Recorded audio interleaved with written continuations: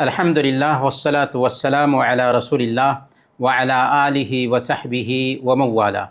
محترم بھائیوں اور بہنوں، فرائیڈے کے اس کلاس میں آپ سب کا سواگت ہے، اور آج کے اس کلاس میں پہلے ہی کے جیسے ہم سب سے پہلے قرآن سیکھیں گے، پھر فقہ سے کچھ احکام جانیں گے، پھر عقیدہ کے بھی کچھ مسائل سیکھیں گے، اور پھر سیرت اور اخلاق کے بھی کچھ پوائنٹس جانیں گے۔ تو سب سے پہلے قرآن کریم سے آج ہم سورہ الناس سیکھنے والے ہیں۔ سورہ الناس قرآن کریم کی سب سے آخری سورہ ہے۔ الناس کے معنی ہوتے ہیں لوگ، انسان۔ اللہ تعالیٰ فرماتا ہے اعوذ باللہ من الشیطان الرجیم بسم اللہ الرحمن الرحیم قل اعوذ برب الناس، آپ کہہ دیجئے کہ میں سب انسانوں کے رب کی پناہ مانگتا ہوں۔ ملک الناس، سب انسانوں کے بادشاہ، سب انسانوں کے مالک کی پناہ مانگتا ہوں۔ الہ الناس، جو سارے انسانوں کا معبود ہے، پوجیہ پربھو ہے۔ من شر الوسواس الخناس، کس چیز سے پناہ مانگتے ہیں؟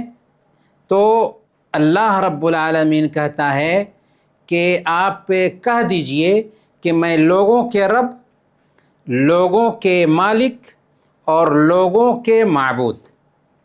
اللہ تعالیٰ نے اپنی تین وشیشتائیں بیان کی کہ وہی رب ہے، وہی مالک ہے، اور وہی معبود ہے، پوجا کے لائق ہے۔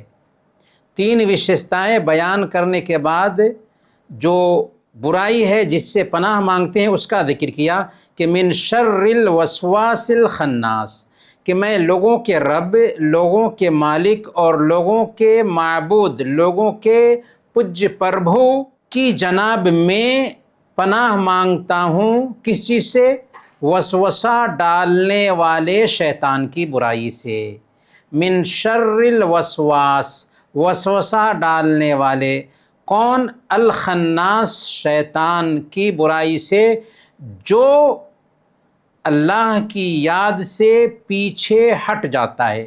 الخناس کہتے ہیں کہ وہ شیطان کہ جو اللہ کا جب ذکر کرے نا تو وہ پیچھے ہٹتا ہے۔ شیطان کا جو فریب ہے، شیطان کی جو سازش ہے، شیطان کا جو شریعنتر ہے وہ بہت کمزور ہے۔ جب اللہ کا نام لیں گے نا، اللہ کا ذکر کریں گے تو وہ پیچھے ہٹ جائے گا، وہ کمزور ہو جاتا ہے۔ تو الخناس کہتے ہیں کہ ایسا شیطان کہ جو اللہ کی یاد سے پیچھے ہٹ جاتا ہے۔ تو ہم اس سورہ الناس میں اللہ تعالیٰ کے تین ناموں الرب، المالک، المعبود، تین ناموں کا واسطہ دے کر کے اللہ تعالیٰ سے ہم مانگتے ہیں کہ اے اللہ، ہم پناہ مانگتے ہیں تجھ سے شیطان کی برائی سے، جو شیطان ذکر سے پیچھے ہٹ جاتا ہے۔ الذی یوسوس فی صدور الناس، جو وسوسہ ڈالتا ہے، جو وسوسہ ڈالتا ہے فی صدور الناس، لوگوں کے دلوں میں، جو وسوسہ ڈالتا ہے لوگوں کے دلوں میں، من الجنۃ والناس، چاہے وہ وسوسہ ڈالنے والا انسانوں میں سے ہو، چاہے وہ وسوسہ ڈالنے والا جنات میں سے ہو۔ تو یہاں پر ایک بات کلیئر انداز میں ہمیں سمجھ میں آتی ہے کہ وسوسہ ڈالنے والے صرف شیاطین نہیں ہوتے، بلکہ انسانوں میں سے بھی کچھ شیاطین ہوتے ہیں جو غلط وسوسے ڈالتے ہیں، جو ہم کو اسلام سے دور کرتے ہیں، جو ہم کو قرآن سے دور کرتے ہیں، جو ہم کو اچھی سنگت سے دور کرتے ہیں، جو ہم کو اس طرح کے کلاسز سے دور کرتے ہیں۔ تو انسانوں میں سے بھی کچھ شیاطین ہوتے ہیں، اور جنات اور شیطانوں میں سے تو شیاطین ہوتے ہی ہیں۔ تو سورہ الناس میں بنیادی طور پر ایک آدمی اللہ رب العالمین کے تین ناموں کا واسطہ دے کر اللہ تعالیٰ سے شیطان کی برائی سے پناہ مانگتا ہے۔ امام ابن القیم رحمۃ اللہ علیہ بیان فرماتے ہیں اس سورہ کے سندرب میں جس اللہ کو ہم رب بھی مانتے ہیں، جس اللہ کو ہم مالک مانتے ہیں، جس اللہ کو ہم معبود مانتے ہیں، ایسے انسان کے لیے مناسب نہیں ہے کہ اللہ کے علاوہ کسی اور کی طرف جھانکے، اللہ کے علاوہ کسی اور سے پناہ طلب کرے، اللہ کے علاوہ کسی اور کو مشکل دور کرنے والا مانے، اللہ کے علاوہ کسی اور کے سامنے ماتھا جھکائے۔ تو جو انسان اللہ تعالیٰ کو پالنے والا بھی مانتا ہو، مالک بھی مانتا ہو اور معبود بھی مانتا ہو، اب ظاہر سی بات ہے کہ جس نے ہم کو بنایا، جو ہمارا مالک ہے، جو ہمیں پالنے والا ہے، تو عبادت بھی اسی کی ہونی چاہیے۔ اسی طریقے سے من شر الوسواس الخناس کے حوالے سے امام ابن القیم رحمۃ اللہ علیہ نے کہا کہ ہر بیماری کی جو بنیاد ہے، جو جڑ ہے، وہ وسوسہ ہے۔ وسوسہ ڈالتا ہے شیطان ہمارے دلوں میں، اور شیاطین بھی وسوسہ ڈالتے ہیں، انسان بھی وسوسہ ڈالتے ہیں، طرح طرح کے خیالات پیدا کرتے ہیں۔ انسانوں میں سے کچھ لوگ ہوتے ہیں جو برے لوگ ہوتے ہیں، وہ اچھی سنگت میں آپ کو نہیں رہنے دینا چاہتے، تو ہمیں جو ہے نا ایسے لوگوں سے دور رہنا چاہیے۔ اسی طریقے سے شیطان کی برائی سے بھی پناہ مانگنا چاہیے۔ تو یہ سورہ الناس ہے، اس سورہ کو ہمیں یاد کرنا چاہیے۔ قل اعوذ برب الناس ملک الناس الہ الناس من شر الوسواس الخناس الذی یوسوس فی صدور الناس من الجنۃ والناس۔ عقیدہ میں ہم جاننے والے ہیں، توحید کی فضیلت اور اس کا کیا مرتبہ ہے اسے جانیں گے۔ توحید کی فضیلت کیا ہے اور توحید کا مہتو کیا ہے؟ توحید کی بہت ساری فضیلتیں ہیں، اس کا بہت سارا مہتو ہے، اور توحید دینی اور دنیاوی جو بھی نالج ہیں، ان سارے نالج میں پہلے نمبر پر توحید آتی۔ کیوں؟ اس لیے کہ سب سے پہلے نمبر پر توحید ایمان اور عبادت کی سب سے افضل قسم ہے۔ ایمان میں سب سے پہلے نمبر پر توحید ہے، عبادتوں میں سب سے پہلے نمبر پر توحید ہے۔ اسی لیے صحیح مسلم کی روایت ہے، اللہ کے نبی صلی اللہ علیہ وسلم نے ارشاد فرمایا، الایمان بضع و ستون شعبۃ، کہ ایمان کے 60 سے زیادہ شاخائیں ہیں، افضلها لا الہ الا اللہ، ان شاخاؤں میں سب سے افضل، سب سے اتم لا الہ الا اللہ کہنا ہے، وَأَدْنَاهَا إِمَاطَةُ الْأَذَىٰ عَنِ الطَّرِیق، اور ان میں سب سے کمتر درجہ، ایمان کا سب سے کمتر درجہ یہ ہے کہ راستے سے تکلیف دہ چیز کو دور کر دیا جائے۔ تو اس حدیث میں اللہ کے نبی صلی اللہ علیہ وسلم نے کیا سمجھایا کہ ایمان کے 70 یا 60 سے زیادہ شاخائیں ہیں، لیکن ان میں سب سے اونچے درجے کی جو شاخہ ہے وہ کیا ہے؟ لا الہ الا اللہ کہنا ہے، اور لا الہ الا اللہ ہی توحید ہے، کیونکہ لا الہ الا اللہ کا معنی کیا ہوتا ہے؟ اللہ کے علاوہ اور کوئی معبود برحق نہیں، اللہ کے علاوہ اور کوئی سچا معبود نہیں، اور اسی کو ہم توحید کہتے ہیں۔ تو گویا کہ توحید ایمان اور عبادت میں سب سے پہلے نمبر کی چیز ہے۔ لا الہ الا اللہ کے بغیر ساری عبادتیں بیکار ہیں۔ تو لا الہ الا اللہ پہلے نمبر کی چیز ہے، اسی کو بول کر کے ایک آدمی مسلمان بنتا ہے۔ اگر کوئی آدمی لا الہ الا اللہ نہ بولا ہو تو زندگی بھر عبادت کرتا رہ جائے، اس کی عبادت کا اللہ کے پاس کوئی اعتبار نہیں ہوگا۔ دوسرے نمبر پر توحید گناہوں کو مٹا دیتی ہے، اور جو لوگ توحید کا اقرار کرنے والے ہوتے ہیں، فرشتے ان کے لیے دعائیں کرتے ہیں۔ کون؟ فرشتے ان کے لیے دعائیں کرتے ہیں۔ اللہ تعالیٰ نے سورہ الغافر آیت نمبر 70 میں بیان فرمایا، الذین یحملون العرش ومن حولہ یسبحون بحمد ربہم ویؤمنون بہ، کہ عرش کے اٹھانے والے اور اس کے آس پاس کے جو فرشتے ہیں وہ اپنے رب کی تسبیح حمد کے ساتھ کرتے ہیں اور اللہ تعالیٰ پر ایمان رکھتے ہیں۔ پھر کیا کرتے ہیں فرشتے؟ وَيَسْتَغْفِرُونَ لِلَّذِينَ آمَنُوا، اور ایمان والوں کے لیے استغفار کرتے ہیں۔ کون کرتے ہیں؟ عرش کو اٹھانے والے فرشتے اور ان کے آس پاس کے جو قریبی فرشتے ہیں، وہ ایمان والوں کے لیے دعائے مغفرت کرتے ہیں، ایمان والوں کے گناہوں کی معافی کے لیے دعا کرتے ہیں۔ تو ایمان کی کتنی اہمیت ہے، توحید کی کتنی اہمیت ہے کہ عرش کو اٹھانے والے فرشتے دعا کریں۔ کیا کہتے ہیں؟ ربنا وسعت کل شیء رحمتا وعلما۔ وہ کہتے ہیں کہ اے ہمارے رب، تو نے ہر چیز کو اپنی معافی اور اپنے علم سے گھیر رکھا ہے۔ فاغفر للذین تابوا واتبعوا سبیلک وقہم عذاب الجحیم۔ تو اے اللہ، ان لوگوں کو معاف فرما دے جو توبہ کریں اور تیرے راستے کی پیروی کریں، تیرے راستے کو فالو کریں، اور انہیں جہنم کے عذاب سے بچا لے۔ تو اس سے آیت سے پتہ یہ چل رہا ہے کہ اللہ تعالیٰ کے مومن بندے جو ہوتے ہیں دنیا میں تو ان کے دوست ہوتے ہی ہیں، جو ان سے ٹوٹ کر محبت کرتے ہیں، جو ان کو ٹوٹ کر چاہتے ہیں، ویسے ہی آسمان میں بھی فرشتے ہوتے ہیں جو ان سے محبت کرتے ہیں۔ یہاں تک کہ عرش کو اٹھانے والے جو فرشتے ہیں، مہان فرشتے ہیں، ایسے فرشتے بھی ایمان والوں کے لیے، توحید والوں کے لیے دعائیں کرتے ہیں۔ تو اس سے ہمیں کیا سمجھ میں آ رہا ہے کہ توحید کی بڑی اہمیت ہے، ایمان کی بڑی اہمیت ہے۔ اس ایمان کی حفاظت کرنی چاہیے کہ اللہ رب العالمین کے قریبی فرشتے ہمارے لیے دعائیں کریں۔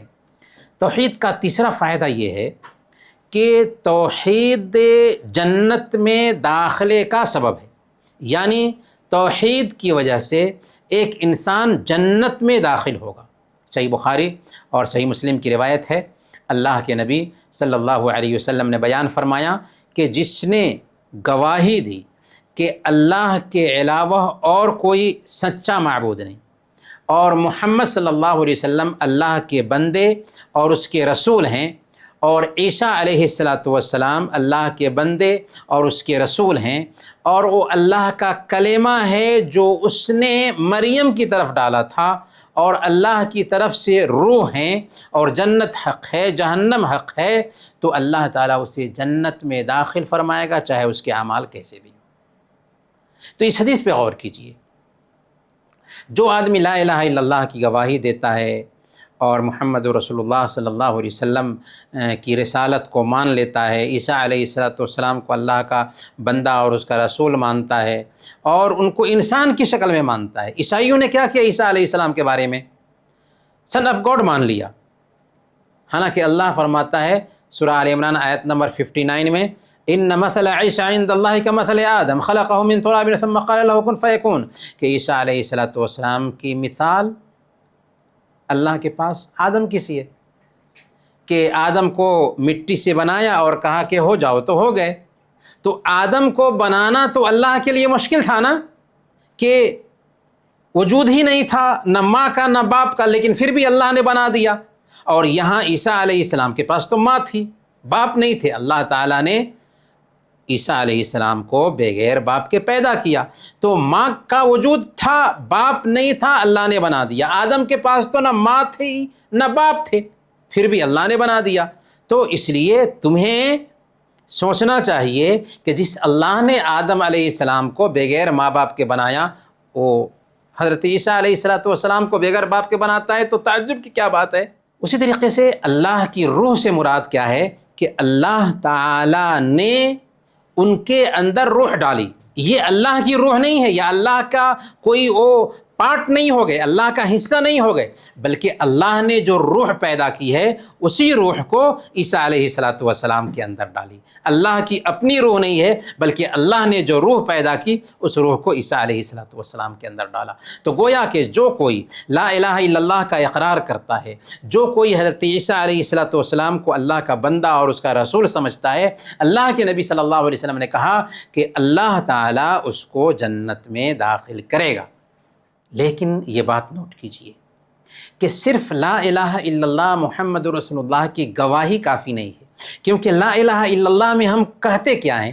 ایک اللہ کی عبادت کریں گے، میری عبادت آخری نبی محمد صلی اللہ علیہ وسلم کے طریقے کے مطابق ہوگی، یہی نہ کہتے ہیں؟ تو جب ہم یہ اقرار کرتے ہیں کہ ایک اللہ کی عبادت کریں گے، آخری نبی محمد صلی اللہ علیہ وسلم کے بتائے ہوئے طریقے کے مطابق میری عبادت ہوگی، تو کریں گے تب نہ عبادت ہوگی، اگر کریں گے ہی نہیں تو جھوٹ ہو جائے گا۔ جو اقرار کیا ہے عملی شکل میں برتے، جیسے نماز ہے، نماز پڑھے، اگر بولتا ہے کہ ایک اللہ کی عبادت کروں گا اور نماز نہیں پڑھتا ہے تو لا الہ الا اللہ ہی صحیح نہیں ہوا۔ توحید کی چوتھی جو خوبی ہے وہ یہ ہے کہ ایمان والوں کو فرشتے جنت کی بشارت دیتے ہیں۔ جو لوگ ایمان والے ہوتے ہیں، جب ان کو موت آتی ہے تو موت کے وقت فرشتے ان کے پاس آتے ہیں اور ان کو اطمینان دلاتے ہیں، تمہیں گھبرانے کی ضرورت نہیں ہے، آنے والا جو مرحلہ ہے وہ بھی ٹھیک رہے گا، اور تم اپنے پیچھے جو اپنی سنتان چھوڑ کے جا رہے ہو ان کا بھی اللہ رکھوالا ہے۔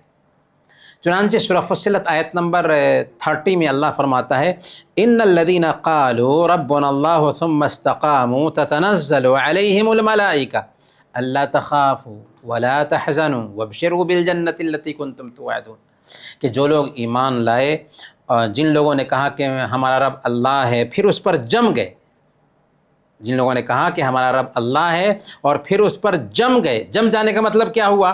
جم جانے کا مطلب یہی ہوا کہ ایک اللہ پر ایمان لانے کے بعد اس کی جو مانگ ہے نماز پڑھنا، اس کی جو مانگ ہے اچھے کام کرنا، اس کی جو مانگ ہے برے کاموں سے رکنا، ان کو اپنی زندگی میں اتار لیا۔ ایمان اور عمل دونوں ساتھ میں چلا، ایسا نہیں کہ صرف دعویٰ ہے، دعویٰ سے نہیں چلتا۔ تو جو لوگ ایمان لائے اور دین پر چلنے لگے ان کے ساتھ کیا ہوتا ہے؟ تتنزل علیہم الملائکہ، جب ان کی موت آتی ہے تو فرشتے ان کے اوپر اترتے ہیں، اور فرشتے کیا کہتے ہیں؟ اللہ تخافوا ولا تحزنوا، تم ڈرو مت اور غمگین نہ ہو، تمہارے پیچھے جو تمہاری سنتان ہے اس کے بارے میں تمہیں فکر کرنے کی ضرورت نہیں ہے، اور آنے والا جو مرحلہ ہے اس کے بارے میں بھی تمہیں ٹینشن میں آنے کی ضرورت نہیں ہے، سب کچھ ٹھیک ہونے والا ہے تمہارے ساتھ۔ کیوں ٹھیک ہونے والا ہے؟ اس لیے کہ تم ایمان پر تھے، ایمان کے مطابق چل رہے تھے۔ وَابْشِرُوا بِالْجَنَّةِ الَّتِي كُنْتُمْ تُوعَدُونَ، اور اس جنت کی بشارت قبول کر لو جس کا تم سے وعدہ کیا گیا تھا۔ توحید کی پانچویں اہمیت یہ ہے کہ توحید دین کا وہ آدھار ہے جس پر اسلام کے باقی پلرز قائم ہیں۔ توحید کے بنا انسان مسلمان ہی نہیں ہوتا۔ مسلم اور غیر مسلم میں فرق کرنے والی چیز کیا ہوتی ہے؟ توحید ہی ہوتی ہے۔ اگر ایک انسان لا الہ الا اللہ کا اقرار نہیں کیا ہے، نماز پڑھتا ہے، روزے رکھتا ہے، قرآن پڑھتا ہے، کوئی فائدہ نہیں اس کی نماز کا، کوئی فائدہ نہیں اس کے روزے کا، کوئی فائدہ نہیں اس کے قرآن پڑھنے کا۔ تو لا الہ الا اللہ جو توحید ہے یہی دراصل اسلام کا دروازہ ہے، اور اسی سے باقی دوسری چیزیں صحیح ہوتی ہیں۔ گویا کہ عمل کی قبولیت کی جو دو شرطیں ہیں، اخلاص اور مطابعت۔ اخلاص کب آتا ہے؟ توحید کا اقرار کرنے سے۔ اگر توحید کا اقرار نہیں کیا تو اخلاص کہاں سے آئے؟ ایک اللہ کے لیے عبادت کہاں سے ہوئی؟ اسی لیے شرک جو ہے نا اسلام میں سب سے بڑا جرم ہے۔ اللہ فرماتا ہے سورہ النساء آیت نمبر 116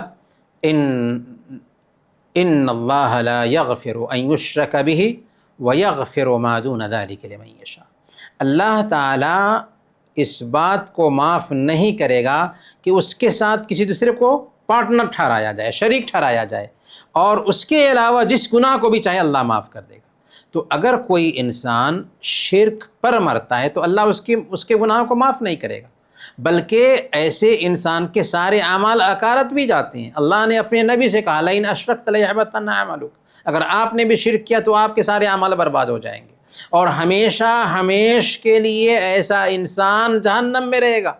اور اسلام ہی نجات کا دین ہے، اسلام کے علاوہ جتنے بھی دین ہیں وہ باطل ہیں۔ اللہ فرماتا ہے سورہ آل عمران آیت نمبر 19 ان الدین عند اللہ الاسلام، اللہ کی نظر میں سچا دین صرف اور صرف اسلام ہے۔ اور سورہ آل عمران آیت نمبر 85 میں اللہ فرماتا ہے وَمَن يَبْتَغِ غَيْرَ الْإِسْلَامِ دِينًا فَلَن يُقْبَلَ مِنْهُ وَهُوَ فِي الْآخِرَةِ مِنَ الْخَاسِرِينَ، جو کوئی اسلام کے علاوہ کسی اور دین کی کھوج کرے گا اس سے قبول نہیں کیا جائے گا، اور وہ آخرت میں گھاٹا اٹھانے والوں میں سے ہوگا۔ چھٹے نمبر پر توحید کو اپنائے بغیر اسلام کے پیلرز کا کوئی اعتبار نہیں۔ اسی لیے سب سے پہلے لا الہ الا اللہ کی جو شرطیں ہیں ان کو اپنی زندگی میں اتارنا ضروری ہے۔ لا الہ الا اللہ کی شرط کیا ہے؟ مطلب کہ اس کا علم ہو، اخلاص کے ساتھ اس کا اقرار کیا جائے، اور اس کی مانگ جو ہے کہ اس کے مطابق اپنے آپ کو ڈھال لیں تو نمازوں کی ادائیگی کریں، اور لا الہ الا اللہ سے محبت ہو، اس کے پڑھنے والوں سے محبت ہو۔ تو لا الہ الا اللہ کا صرف اقرار نہیں چلتا، بلکہ لا الہ الا اللہ کے مطابق ہمیں اپنے آپ کو ڈھالنا ہوگا، تبھی ہم اللہ کے پاس مسلمان ہوں گے۔ اللہ فرماتا ہے فَاعْلَمْ أَنَّهُ لَا إِلَٰهَ إِلَّا اللَّهُ، جان لو کہ اللہ کے علاوہ اور کوئی سچا کوئی معبود نہیں۔ تو سب سے پہلے جب ہم لا الہ الا اللہ بولتے ہیں تو لا الہ الا اللہ کو جاننے کی ضرورت ہوتی ہے، تو جاننا بھی ضروری ہے۔ تو چلیں اب ہمارے پاس سوال ہے۔ سوال کیا ہے کہ ایک مسلمان کے لیے دنیا اور آخرت میں لا الہ الا اللہ کی کیا اہمیت ہے؟ اس کا جواب آپ کو دینا ہے۔ خلاصہ کیا ہوا؟ خلاصہ یہ ہوا کہ توحید یہ ہے کہ صرف اللہ تعالیٰ کی عبادت کی جائے، جیسے اللہ تعالیٰ نے اپنی کتاب میں حکم دیا ہے، اور جیسے اللہ کے نبی صلی اللہ علیہ وسلم نے صحیح احادیث میں حکم دیا ہے، ویسے ہی اللہ تعالیٰ کی عبادت کی جائے۔ یہ توحید ہے۔ عبادت کیا ہے؟ اسم جامع لکل ما یحبہ اللہ ویرضاہ من الاقوال والاعمال الظاہرۃ والباطنہ، کہ عبادت نام ہے اس بول اور عمل کا جسے اللہ پسند کرتا ہے۔ عبادت نام ہے اس بول اور عمل کا جسے اللہ پسند کرتا ہے اور جس سے وہ راضی ہوتا ہے، چاہے اس کا تعلق ظاہر سے ہو یا باطن سے ہو، چاہے اس کا تعلق بول سے ہو، چاہے اس کا تعلق عمل سے ہو۔ تو یہ سب کے سب عبادت ہے۔ گویا کہ عبادت ظاہری بھی ہوتی ہے، عبادت چھپی ہوئی بھی ہوتی ہے، دل میں ہوتی ہے، عبادت زبان سے ادا کی جاتی ہے، اور عبادت انجام بھی دی جاتی کی بھی جاتی ہے۔ نماز ہم پڑھتے ہیں، عمل سے انجام دیتے ہیں، ذکر ہم زبان سے کرتے ہیں، اسی طریقے سے عبادت دل سے بھی ہوتی ہے۔ جیسے ہم جا رہے تھے، راستے سے درگاہ سے گزرے، ہم نے سوچا کہ اگر یہاں پہ پیسے نہیں ڈالیں گے تو کچھ ہو نہ جائے، تو یہ کیا ہو گیا؟ یہ عبادت ہو گئی، یہ شرک ہو گیا، کیونکہ ہم نے یہ سوچا کہ کچھ اگر پیسے نہیں ڈالیں گے تو یہ کچھ نہ کچھ کر دیں گے، حالانکہ کرنے والا کون ہے؟ اللہ کی ذات ہے۔ تو گویا کہ کبھی کبھار عبادت ہو جاتی ہے دل سے، حالانکہ کچھ ہم بولتے نہیں، کچھ کرتے نہیں۔ اسی طریقے سے توحید کا فائدہ یہ ہوتا ہے کہ اس کی وجہ سے ہمارے گناہ مٹ جاتے ہیں، عذاب سے ہمیں نجات ملتی ہے، ہمیں جنت میں داخلہ ملتا ہے، اور فرشتے ہمارے گناہوں کی معافی کی دعا کرتے ہیں۔ کیا کیا فائدے ہیں؟ گناہ مٹتے ہیں، عذاب سے نجات ملتی ہے، اللہ تعالیٰ ہمیں جنت میں داخل کرتا ہے، اور فرشتے ہمارے گناہوں کی معافی کی دعا کرتے ہیں، یہاں تک کہ عرش کو اٹھانے والے عظمت والے فرشتے۔ اور توحید دین کی بنیاد ہے۔ اگر توحید ٹھیک ہے تو ساری عبادتیں ٹھیک، اگر توحید ٹھیک نہیں تو ساری عبادتیں ہمارے چہرے پر مار دی جائیں گی، کیونکہ عمل کی قبولیت کی دو شرطیں ہیں: اخلاص، صرف اللہ کے لیے وہ کام کریں، اور نبی صلی اللہ علیہ وسلم کے طریقے کے مطابق وہ کام کریں۔ تو اس ناحیہ سے توحید کی بہت زیادہ اہمیت ہو جاتی ہے۔ توحید کو سیکھنا سب سے پہلی ذمہ داری بن جاتی ہے۔ توحید ایک انسان پر سب سے پہلا واجب ہے، سب سے پہلی ذمہ داری ہے۔ نماز پہلا واجب نہیں، کیونکہ اگر توحید کا اقرار نہیں کیے تو نماز ہی نہیں ہوتی۔ تو پہلا واجب کیا ہے؟ توحید ہے۔ توحید کو سیکھنا، توحید کو جاننا ہر مسلمان مرد اور عورت کے لیے ضروری ہے، اور یہ سب سے پہلی ذمہ داری ہے ایک مسلمان کی۔ تو یہ تو تفصیل رہی توحید کے بارے میں۔ اب ہم چلتے ہیں فقہ کی طرف۔ فقہ میں آج سب سے پہلے فرض نمازوں کی رکعات اور ان کے وقت کے بارے میں جانیں گے۔ اللہ تعالیٰ نے ایک مسلمان پر دن اور رات میں 5 وقت کی نمازیں فرض کی ہیں۔ کتنی؟ 5 وقت کی نمازیں فرض کی ہیں، فجر، ظہر، عصر، مغرب، عشاء، یہ 5 وقت کی نمازیں ہیں، اور یہ نمازیں جو ہیں نا اپنے وقت پر فرض ہیں، نردھارت سمے سے انہیں ادائیگی ہونی چاہیے، ان کی ادائیگی ہونی چاہیے، نردھارت سمے پر ان کی ادائیگی ہونی چاہیے۔ اللہ تعالیٰ فرماتا ہے ایک سورہ النساء آیت نمبر 103 میں، ان الصلاۃ کانت علی المؤمنین کتابا موقوتا، کہ نماز مومنوں پر وقت کی پابندی کے ساتھ فرض ہے، گویا کہ نماز کی ادائیگی وقت پر ہونی چاہیے۔ اب آئیے ہم جانتے ہیں کہ فرض نمازیں، ان کی رکعتوں کی تعداد اور ان کے اوقات کیا کیا ہیں۔ تو فرض نمازوں میں فجر کی نماز سب سے پہلے نمبر پر آتی ہے۔ فرض نمازوں میں فجر کی نماز فرض 2 رکعت پر ہی جائے گی، اور سنت 2 رکعت فرض سے پہلے۔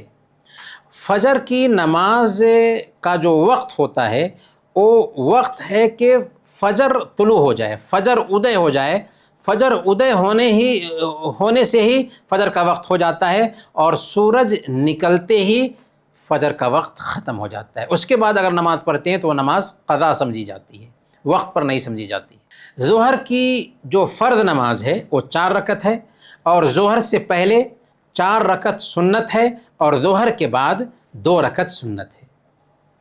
اچھا، اس کا وقت کب ہوتا ہے؟ اس کا وقت سورج ڈھلنے سے شروع ہو جاتا ہے، جس کو ہم زوال کہتے ہیں۔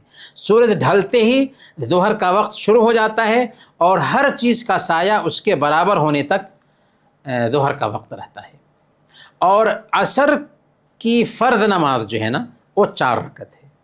عصر سے پہلے اور عصر کے بعد سنن مؤکدہ نہیں ہے، لیکن عصر سے پہلے سنت ثابت ہے۔ اللہ کے نبی صلی اللہ علیہ وسلم نے بیان فرمایا، اللہ اس بندے پر رحم فرمائیں جو عصر سے پہلے 4 رکعت پڑھتا ہے۔ تو اس کو ہم سنن مؤکدہ میں شامل نہیں کرتے، تاکیدی سنتوں میں شامل نہیں ہے، لیکن یہ بھی ثابت ہے۔ تو عصر کی فرض نماز کتنی ہوئی؟ 4 رکعت ہوئی۔ اس کا وقت کب ہوتا ہے کہ اس کا وقت جو ہے نا ظہر کا وقت ختم ہوتے ہی عصر کا وقت شروع ہو جاتا ہے، اور سورج کے پیلا ہونے تک اختیاری وقت رہتا ہے، اور مجبوری کی حالت میں سورج کے پیلا ہونے سے سورج کے ڈوبنے تک عصر کا وقت رہتا ہے۔ اس ناحیہ سے اگر کوئی آدمی نماز نہیں پڑھا ہے، سورج ڈوبنے سے پہلے اگر وہ نماز پڑھ لیتا ہے، اس کی نماز وقت پر ہو جائے گی۔ مغرب کی جو فرض نماز ہے وہ 3 رکعت ہے، اور مغرب کے بعد 2 رکعت سنت ہے۔ اچھا، مغرب کا وقت کب شروع ہوتا ہے؟ سورج کے ڈوبتے ہی مغرب کا وقت شروع ہو جاتا ہے، اور لالی جو ہوتی ہے آسمان میں، لالی کے ڈوبنے تک مغرب کا وقت رہتا ہے۔ عشاء کی جو نماز ہے، عشاء کی فرض نماز 4 رکعت ہے۔ عشاء سے پہلے کوئی سنت نہیں، اور عشاء کے بعد 2 رکعت سنت ہے۔ عشاء کا وقت کب شروع ہوتا ہے؟ شفق جو ہے، شفق کی جو لالی ہے وہ ڈوبنے سے عشاء کا وقت شروع ہو جاتا ہے، اور آدھی رات تک یہ اختیاری وقت رہتا ہے، البتہ مجبوری کی حالت میں فجر کا وقت ہونے تک رہتا ہے۔ فجر کا وقت ہونے تک مجبوری کی حالت میں رہتا ہے کہ اگر کوئی آدمی نہیں پڑھ سکا ہے کسی عذر کی وجہ سے، تو فجر سے پہلے تک اگر عشاء کی نماز پڑھ لیتا ہے تو وقت پر اس کی نماز شمار کی جائے گی، لیکن افضل یہ ہے کہ ایک آدمی آدھی رات سے پہلے عشاء کی نماز پڑھ لے۔ اب کچھ سوالات ہیں غور کرنے کے لیے۔ ایک آدمی نے سورج ڈوبنے سے پہلے ظہر کی نماز پڑھی، بتائیے کہ اس کی نماز صحیح ہے یا صحیح نہیں؟ تو اس کی نماز تو صحیح ہے، لیکن اس کی نماز وقت پر نہیں ہوئی، اس کی نماز قضا ہو گئی، کیونکہ سورج ڈوبنے سے پہلے اس نے ظہر کی نماز پڑھی۔ اگر عصر کی نماز پڑھی ہوتی تو وقت پر ہوتی، لیکن عصر کا وقت آ چکا تھا، ظہر کا وقت ختم ہو چکا تھا، اس ناحیے سے اس کی نماز قضا ہو گئی۔ دوسرا سوال ہے، ایک عورت رات کے آخری حصے میں سوئی اور سورج نکلنے کے بعد جاگتی ہے صبح میں، تو آپ اسے کیا کہیں گے؟ اگر جان بوجھ کر کے سوئی ہے کہ ہم سورج نکلنے کے بعد جاگیں گے تو وہ مجرم ہے، اور ہو سکتا ہے کہ اللہ تعالیٰ اس کی نماز قبول نہ کرے، لیکن اگر سوئی یہاں تک کہ جاگی، آنکھ لگ جانے کی وجہ سے سورج نکلنے کے بعد، تو کوئی حرج کی بات نہیں ہے، اس کو چاہیے کہ جب آنکھ کھلتی ہے اسی وقت وہ نماز پڑھ لے۔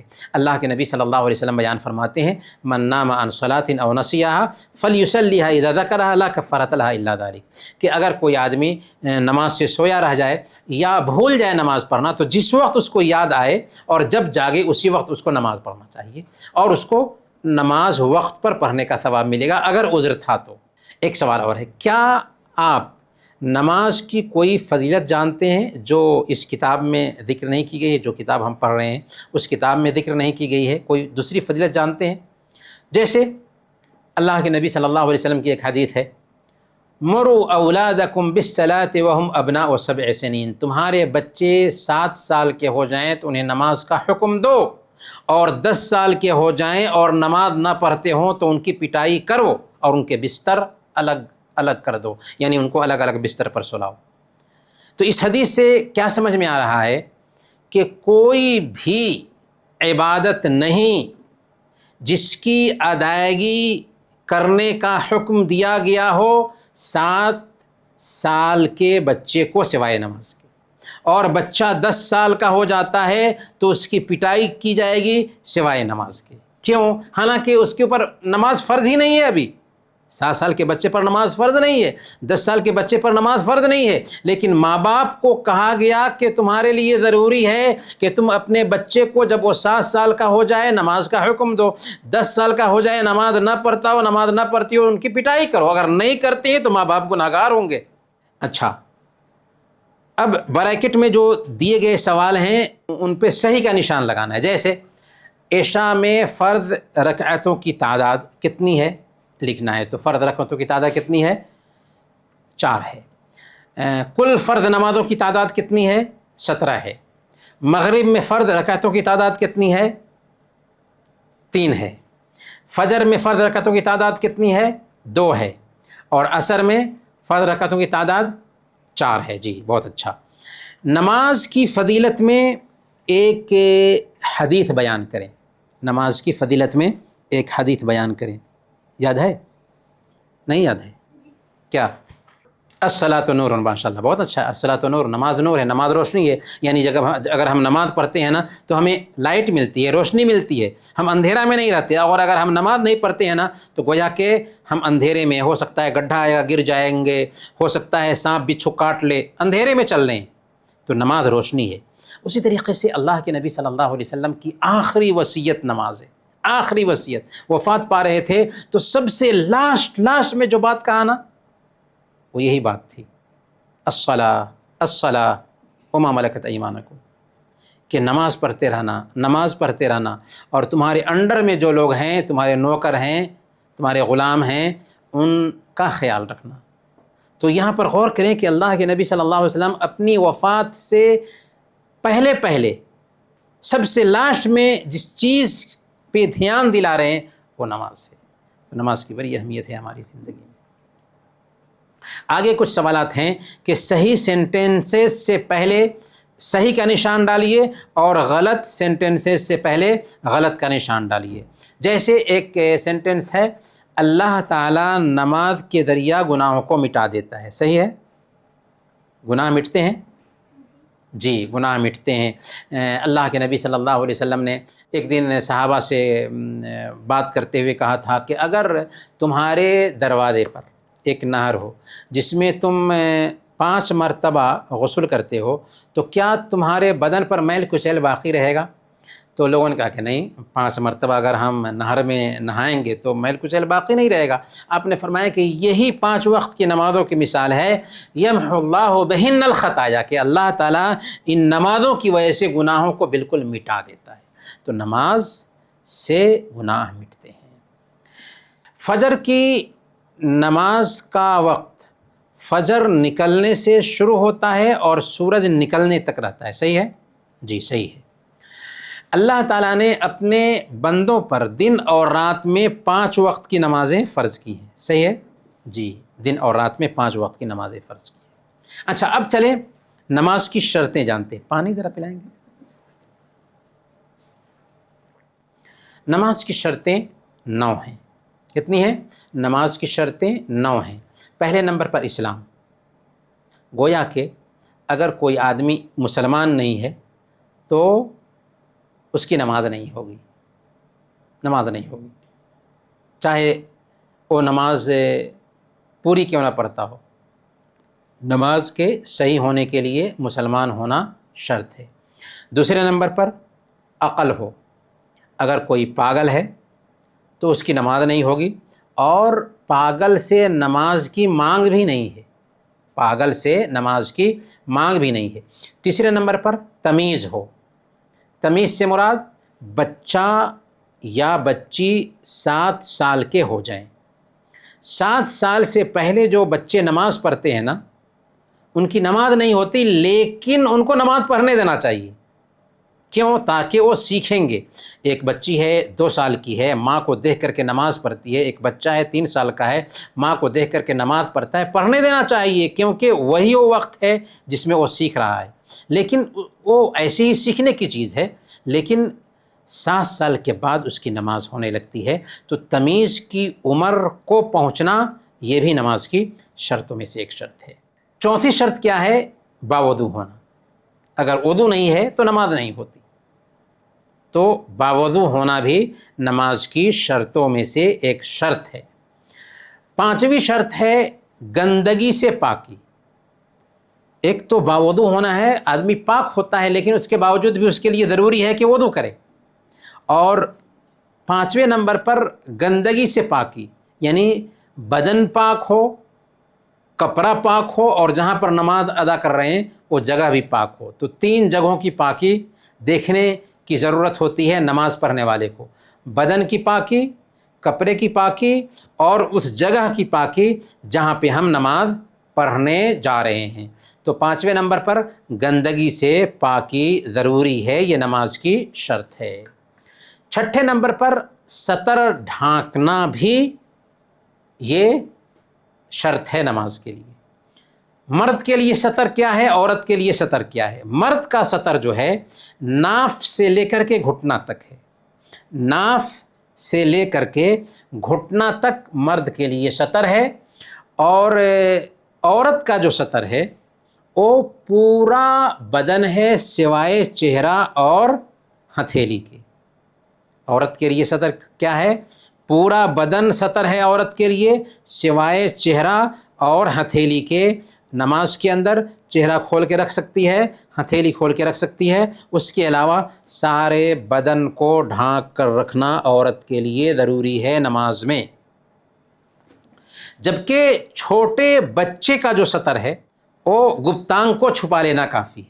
9 سال سے پہلے جو بچے ہوں گے وہ اگر پیشاب پیخانے کے راستے کو چھپائے ہوئے یا نماز پڑھ رہے ہیں ان کی نماز ہو جائے گی. لیکن اس کے بعد کا جو مرحلہ آئے گا اس میں پورے سطر کا خیال کرنا ضروری ہوگا، ناف سے لے کر کے گھٹنے تک مرد کے لیے اور پورا بدن عورت کے لیے. 7ویں نمبر پر نماز کی شرط ہے کہ قبلہ کی طرف منہ کرے. اگر کوئی آدمی قبلہ کی طرف منہ کیے بغیر نماز پڑھتا ہے جان بوجھ کر، اس کی نماز نہیں ہوگی. اگر بھول کر کے پڑھ لیا ہے تو نماز ہو جائے گی، کیونکہ بھول چک معاف ہے. کوشش کیا کہ میں قبلہ کی طرف نماز پڑھ رہا ہوں لیکن پتہ یہ چلا کہ قبلہ کی طرف نماز نہیں تھی تو معاف ہے، نماز ہو جائے گی. لیکن جان بوجھ کر کے قبلہ کے بغیر نماز پڑھتا ہے نماز نہیں ہوگی. 8ویں نمبر پر وقت کا داخل ہونا بھی نماز کی شرط ہے. اگر کوئی آدمی وقت کے داخل ہونے سے پہلے نماز پڑھ لیتا ہے تو اس کی نماز نہیں ہوگی. جیسے اذان نہیں ہوئی عشاء کی اور اس نے نماز پڑھ لیا. تو یہاں پر دیکھنے کی بات یہ بھی ہے کہ ہو سکتا ہے کہ نماز کا وقت ہو چکا تھا، مؤذن نے اذان دینے میں تاخیر کی، پر اگر مؤذن وقت ہونے کے بعد ہی اذان دیتا ہے تو گویا کہ وقت سے پہلے کوئی نماز پڑھ لی ہے تو اسے دہرانا ہوگا. جیسے سورج ڈوبنے سے پہلے کسی نے مغرب کی نماز پڑھ لی، دہرانا ہوگا اس کو، کیونکہ نماز وقت کی پابندی کے ساتھ فرض ہے. ان الصلاۃ کانت علی المؤمنین کتابا موقوتا، کہ نماز مومنوں پر وقت کی پابندی کے ساتھ فرض ہے. اگر کوئی آدمی سو گیا اور آنکھ کھلی وقت ختم ہونے کے بعد، تو ابھی ہم نے جانا ہے کہ اگر عذر تھا اس کے پاس، آنکھ نہیں کھل سکی تھی، تو جب اس کی آنکھ کھلتی ہے تبھی وہ نماز پڑھے گا اور اس کی نماز مکمل ہوگی، اس کو وقت پر نماز پڑھنے کا ثواب ملے گا۔ لیکن جان بوجھ کر کے کوئی سوتا ہے تو ہو سکتا ہے اس کی نماز ہی نہ ہو۔ اور لاسٹ جو ہے 9ویں شرط، وہ ہے نیت۔ اور نیت کیا ہے؟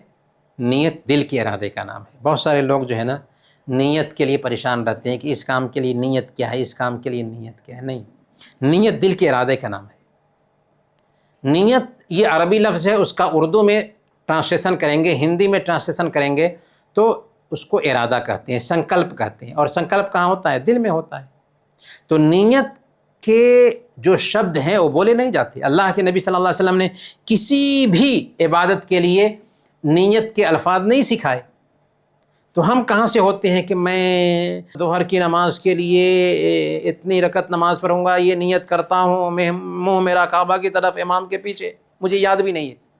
تو یہ طریقے غلط ہیں۔ نیت دل کے ارادہ کا نام ہے۔ ہم جس ارادے سے وضو کرتے ہیں اور نماز میں جاتے ہیں وہی دراصل نیت ہے۔ تو اب ہم چلتے ہیں نماز کے ارکان کی طرف، نماز کے پلرز کی طرف۔ نماز کے پلرز کتنے ہیں؟ نماز کے پلرز 14 ہیں۔ پہلے نمبر پر طاقت ہو تو کھڑا ہونا۔ اس سے پتہ یہ چلا کہ اگر کسی آدمی کو طاقت ہے اور وہ بیٹھ کر کے نماز پڑھتا ہے، فرض نماز اس کی نماز نہیں ہوگی۔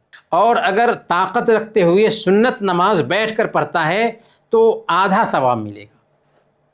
تو گویا کہ کھڑا ہونا طاقت رکھتے ہوئے فرض نماز میں پیلر ہے، نماز کا رکن ہے، اس کے بغیر نماز نہیں ہوتی۔ یہ مسئلہ سمجھ میں آ گیا۔ دوسرے نمبر پر تکبیر تحریمہ۔ تکبیر تحریمہ کا مطلب کیا ہوا کہ جب ہم نماز شروع کرنے کے لیے اللہ اکبر کہتے ہیں نا، اس کو تکبیر تحریمہ کہا جاتا ہے، جو نماز کا رکن ہے۔ جیسے ایک آدمی جماعت ہو رہی تھی، جماعت میں شامل ہوا آ کر کے اور اللہ اکبر نہیں کہا، رکوع میں چلا گیا، اللہ اکبر نہیں کہا، تو اس نے تکبیر تحریمہ چھوڑ دیا۔ لیکن اگر اس کی نیت یہ تھی کہ تکبیر تحریمہ کہنے کی، تو اللہ تعالیٰ اس کو نیت کا ثواب دے گا۔ لیکن رکن جو ہے نا، وہ رکن ضروری ہے، اس کے بغیر نماز نہیں ہوتی۔ اسی طریقے سے تیسرا جو رکن ہے نماز کا، وہ ہے سورہ فاتحہ پڑھنا۔ اللہ کے نبی صلی اللہ علیہ وسلم نے بیان فرمایا، لا صلاۃ لمن لم یقرأ بفاتحۃ الکتاب، جو سورہ فاتحہ نہیں پڑھتا اس کی نماز نہیں ہوتی۔ تو سورہ فاتحہ پڑھنا ضروری ہے، یہ نماز کا رکن ہے، اس کے بغیر نماز نہیں ہوتی۔ ہاں، اگر کسی کو یاد نہیں ہے تو کیا کرے گا؟ یاد نہیں ہے تو یاد کرے گا۔ جب تک یاد نہیں ہے تب تک کہ ایک دعا ہے جو ہم نماز کے طریقے میں انشاءاللہ ابھی بتانے والے ہیں۔ تو سورہ فاتحہ یہ نماز کا رکن ہے۔ اسی طریقے سے نماز کے ارکان میں سے ایک ہے رکوع کرنا۔ رکوع کرنا یہ نماز کا رکن ہے، رکوع کے بغیر نماز نہیں ہوتی۔ اگر کوئی آدمی رکوع نہیں کیا اور سجدے میں چلا گیا تو اس کی نماز نہیں ہوگی۔ 5ویں نمبر پر رکوع کے بعد قومہ میں سیدھا کھڑا ہونا۔ رکوع سے اٹھنے کے بعد سیدھا کھڑا ہونا بھی رکن ہے۔ اگر کوئی آدمی رکوع سے اٹھتا نہیں ہے اور ڈائریکٹ چلا جاتا ہے سجدے میں، اس نے ایک رکن چھوڑ دیا۔ 6 نمبر پر 7 انگوں پر سجدہ کرنا۔ 7 انگوں پر سجدہ کرنا۔ 7 انگ کون کون سے ہیں؟ پیشانی، ناک سمیت، دونوں ہاتھ، دونوں گھٹنے اور دونوں پیر کی انگلیاں، یہ 7 انگ ہیں جن پر سجدہ کیا جائے گا، اور یہ نماز کے پیلرز میں سے ایک پیلر ہے۔ 7ویں نمبر پر سجدہ سے سر اٹھانا۔ گویا کہ 7 انگ پر سجدہ کرنا بھی رکن ہے اور سجدہ سے سر اٹھانا بھی رکن ہے۔ اور 8ویں نمبر پر دونوں سجدوں کے بیچ بیٹھنا۔ دونوں سجدوں کے بیچ اطمینان سے بیٹھنا، یہ بھی نماز کا رکن ہے۔ گویا کہ اگر کوئی آدمی سر اٹھائے بغیر پھٹ سے سجدے میں چلا جاتا ہے، بہت ساری عورتیں ایسا کرتی ہیں، جلدی جلدی کرتی ہیں عمل، تو نماز نہیں ہوتی، نماز کا رکن چھوڑ دے رہی ہے۔ تو دونوں سجدوں کے بیچ بیٹھنا یہ نماز کا رکن ہے۔ 9ویں نمبر پر نماز کے سارے کاموں میں اطمینان کا پایا جانا۔ جلدی جلدی پھر اگر کوئی نماز ادا کر رہا ہے اس کی نماز نہیں ہوتی۔ جلدی جلدی نماز ادا کر رہے ہیں، نماز نہیں ہوتی۔ اطمینان ہونا چاہیے نماز میں۔ 10ویں نمبر پر نماز کے جو پیلرز ہیں ان کو ترتیب سے ادا کریں۔ پہلے قیام، پھر رکوع سے اٹھنا، پھر سجدہ. تو اس ترتیب سے جیسے اللہ کے نبی صلی اللہ علیہ وسلم نے نماز کی ترتیب سکھائی ہے اسی ترتیب سے ادا کرنا ضروری ہے. 11ویں نمبر پر آخری تشہد میں بیٹھنا. آخری تشہد میں بیٹھنا یہ نماز کا رکن ہے. 12ویں نمبر پر آخری تشہد میں بیٹھ کر کے التحیات پڑھنا. التحیات سے مراد التحیات للہ والصلوات والطیبات السلام علیک ایہا النبی ورحمۃ اللہ وبرکاتہ السلام علینا وعلی عباد اللہ الصالحین اشہد ان لا الہ الا اللہ واشہد ان محمدا عبدہ ورسولہ. یہ التحیات ہے جو سلام پھیرنے سے پہلے آخری تشہد میں پڑھنا یہ نماز کا رکن ہے. اسے نہیں پڑھتے ہیں نماز نہیں ہوتی. اور 13واں جو پیلر ہے نماز کا وہ ہے نبی صلی اللہ علیہ وسلم پر درود بھیجنا. درود کیا ہے؟ اللہم صلی علی محمد وعلی آل محمد کما صلیت علی ابراہیم وعلی آل ابراہیم انک حمید مجید اللہم بارک علی محمد وعلی آل محمد کما بارکت علی ابراہیم وعلی آل ابراہیم انک حمید مجید. یہ درود شریف ہے جو سلام پھیرنے سے پڑھنا نماز کا رکن ہے. اس کے بغیر بھی نماز نہیں ہوتی. اور آخری جو نماز کا پلر ہے وہ کیا ہے؟ دونوں طرف سلام پھیرنا. السلام علیکم ورحمۃ اللہ، السلام علیکم ورحمۃ اللہ، دونوں طرف نماز سلام پھیرنا یہ نماز کا رکن ہے. تو کتنے نماز کے پلرز ہوئے؟ 14 نماز کے پلرز ہوئے. نماز کی شرطیں ہم نے جان لیں، نماز کے ارکان، نماز کے پلرز بھی ہم نے جان لیے. نماز کے واجبات کو اب ہم جانتے ہیں. واجبات کتنے ہیں؟ نماز کے واجبات 8 ہیں. کتنے؟ نماز کے واجبات 8 ہیں. پہلے نمبر پر تکبیر تحریمہ کے علاوہ ساری تکبیرات. کیا مطلب؟ یعنی تکبیر تحریمہ شروع میں جو اللہ اکبر کہہ کر کے نماز میں داخل ہوتے ہیں یہ تکبیر تحریمہ ہے. اس کے علاوہ نماز میں جہاں جہاں بھی اللہ اکبر کہتے ہیں نا یہ سب کے سب نماز کے واجبات میں سے. اچھا، شرط اور واجب میں اور رکن میں کیا فرق ہے، اس کے کیا احکام ہے، اس کو ہم ابھی جانیں گے. تو نماز کے واجبات میں سے ہے تکبیر تحریمہ کے علاوہ ساری تکبیرات، باقی جو بھی تکبیرات ہیں اللہ اکبر وہ سب کے سب نماز کے واجبات میں سے ہیں. دوسرے نمبر پر امام اور اکیلے نماز پڑھنے والے کا، امام اور اکیلے نماز پڑھنے والے کا سمع اللہ لمن حمدہ کہنا یہ واجب ہے. تیسرے نمبر پر امام کے لیے بھی، اکیلے نماز پڑھنے والے کے لیے بھی اور سب کے لیے بھی، مقتدیوں کے لیے بھی ربنا ولک الحمد کہنا یہ بھی واجب ہے. چوتھے نمبر پر رکوع میں 1 مرتبہ سبحان ربی العظیم کہنا یہ واجب ہے. رکوع میں اور بھی دعائیں ہیں لیکن اگر کوئی آدمی 1 مرتبہ سبحان ربی العظیم نہیں کہتا ہے اس کی نماز نہیں ہوتی. وہ واجب چھوڑ دے رہا ہے، گویا کہ واجب چھوڑ دے رہا ہے، اس کو سجدہ سہو کرنا ہوگا. تو 1 مرتبہ رکوع میں سبحان ربی العظیم کہنا واجب ہے. 1 سے زیادہ مرتبہ سنت ہے. 5ویں نمبر پر سجدہ میں سبحان ربی الاعلی 1 مرتبہ کہنا واجب ہے. 6 نمبر پر دونوں سجدوں کے بیچ رب اغفر لی کہنا واجب ہے. دونوں سجدوں کے بیچ 1 مرتبہ رب اغفر لی. سجدہ سے اٹھے تو بیٹھیں گے اور پھر سجدے میں جائیں گے تو دونوں سجدے کے بیچ میں 1 مرتبہ رب اغفر لی کہنا کیا ہے؟ واجب ہے. اور 7ویں نمبر پر پہلے تشہد میں بیٹھنا واجب ہے. ابھی ہم نے جانا کہ آخری تشہد میں بیٹھنا یہ نماز کا رکن ہے لیکن نماز کے واجبات میں سے پہلے تشہد میں بیٹھنا یہ نماز کے واجبات میں سے ہے. اور 8ویں نمبر پر جو آخری واجب ہے پہلے تشہد میں بیٹھ کر التحیات پڑھنا. گویا کہ پہلے تشہد میں بیٹھنا اور پہلے تشہد میں التحیات پڑھنا یہ دونوں کے دونوں نماز کے واجبات میں سے ہیں. لیکن آخری تشہد میں سلام پھیرتے وقت جو تشہد کرتے ہیں اس میں التحیات پڑھنا بھی نماز کا رکن ہے اور التحیات کے لیے بیٹھنا بھی نماز کا رکن ہے. اب مسئلہ سمجھتے ہیں ہم نے جو تفصیل بتائی ہے، نماز کے یہ ارکان ہیں، نماز کی یہ شرطیں ہیں، نماز کی یہ واجبات ہیں، اس کا کیا حکم ہے، اس سے کیا فرق پڑتا ہے؟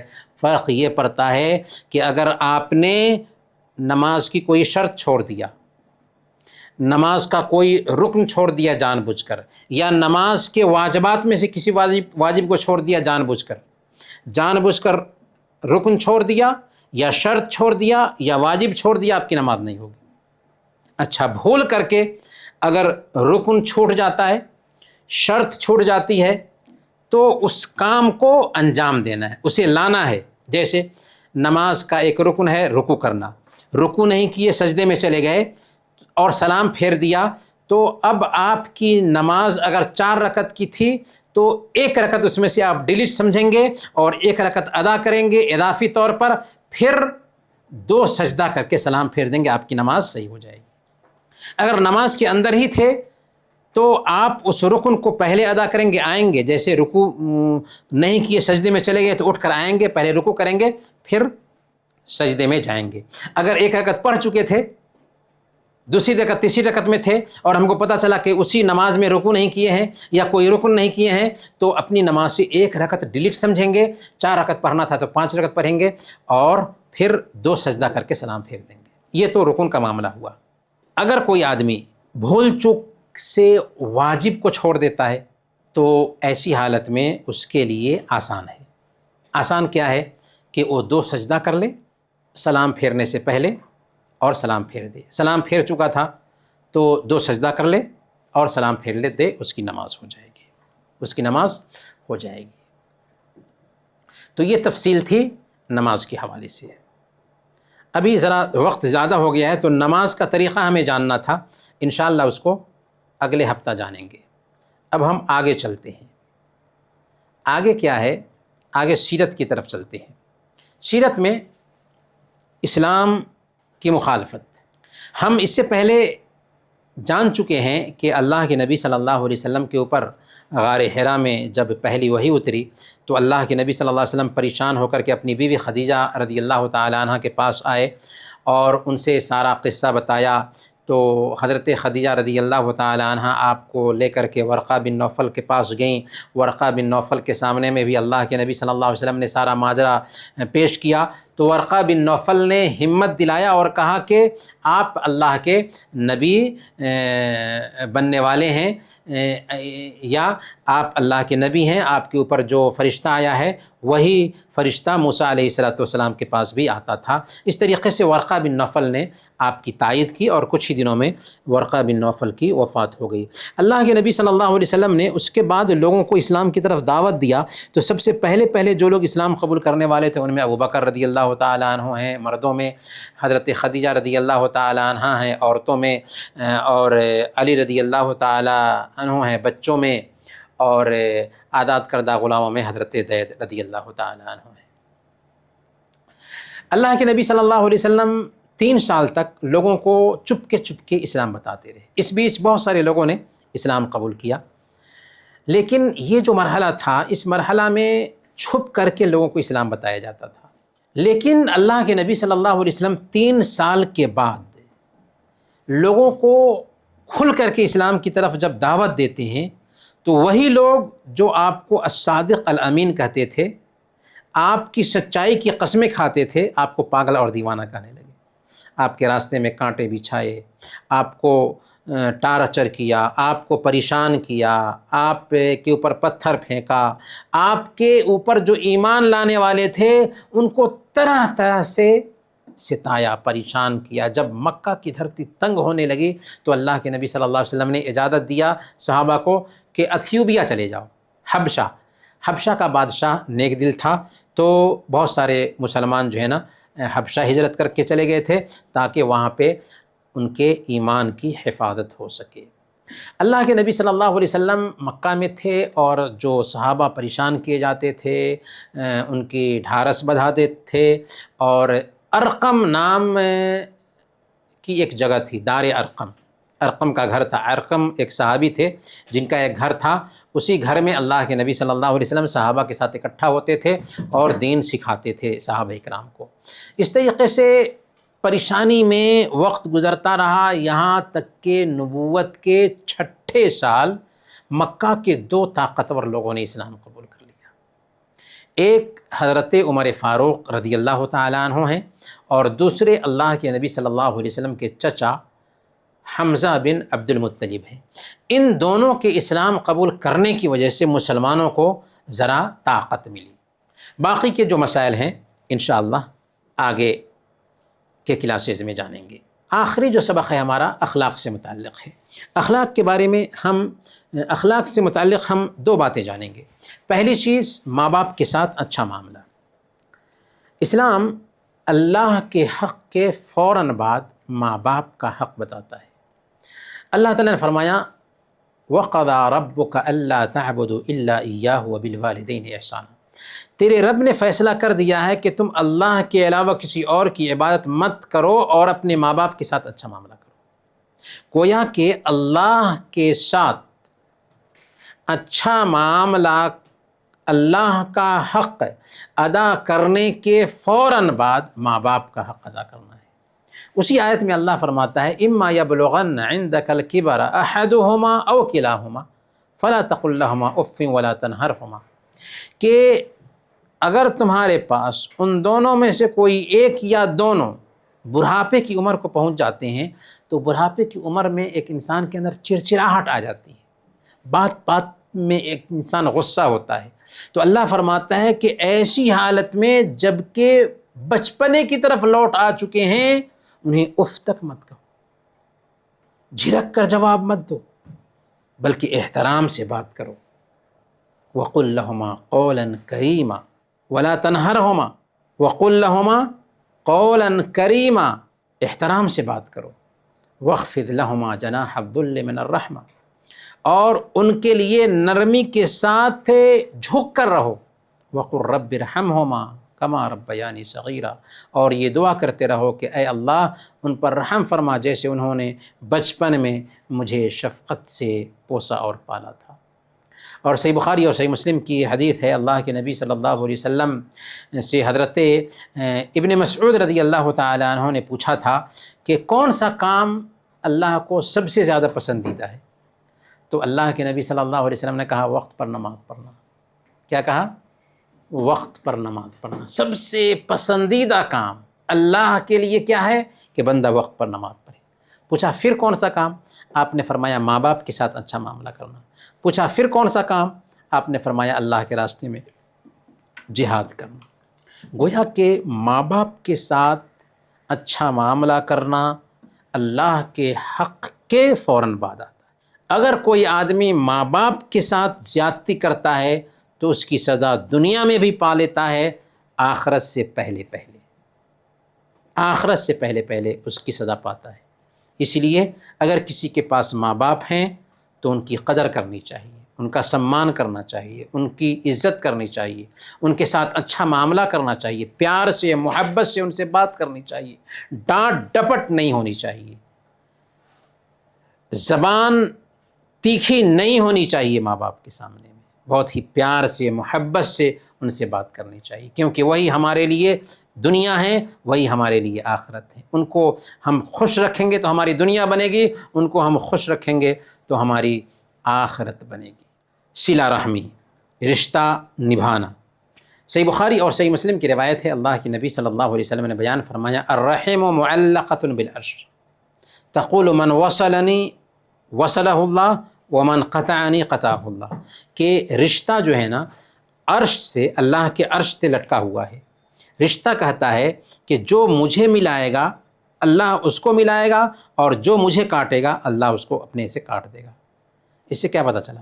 اس سے پتہ یہ چلا کہ اگر ہم اپنے رشتہ داروں سے کٹتے ہیں نا تو اللہ اپنے سے ہمیں کاٹ دیتا ہے، اور اگر اپنے رشتہ داروں سے مل کر کے رہتے ہیں نا تو اللہ تعالیٰ اپنے آپ سے ہمیں ملا کر رکھتا ہے۔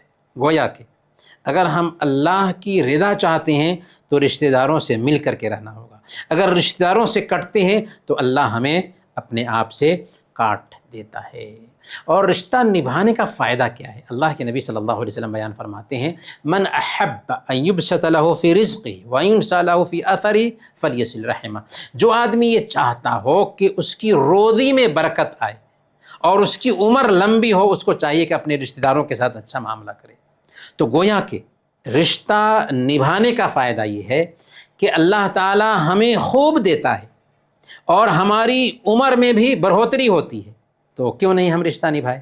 اور اگر ہم کچھ خرچ کرتے ہیں، اگر رشتہ دار مجبور ہیں تو دوسروں کو دینے کی بجائے رشتہ دار کو دیں تو دوہرا اجر ملتا ہے۔ اللہ کے نبی صلی اللہ علیہ وسلم بیان فرماتے ہیں، الصدقۃ علی المسکین صدقۃ وعلی ذی الرحم ثنتان، صدقۃ وصلۃ، کہ اگر کسی مسکین کو صدقہ دیں تو صدقہ کرنے کا ثواب ملے گا، لیکن اگر کسی رشتہ دار کو صدقہ دیتے ہیں تو صدقہ کرنے کا بھی ثواب ملے گا اور صلہ رحمی کرنے کا بھی ثواب ملے گا۔ تو گویا کہ رشتہ نبھانے کی بڑی اہمیت ہے اسلام میں۔ انہی کچھ باتوں کے ساتھ آج کا ہم درس سے ختم کرتے ہیں۔ وصلی اللہ علی نبینا محمد وعلی آلہ وصحبہ اجمعین۔ آپ کے پاس سوال ہے تو سوال پوچھ سکتے ہیں۔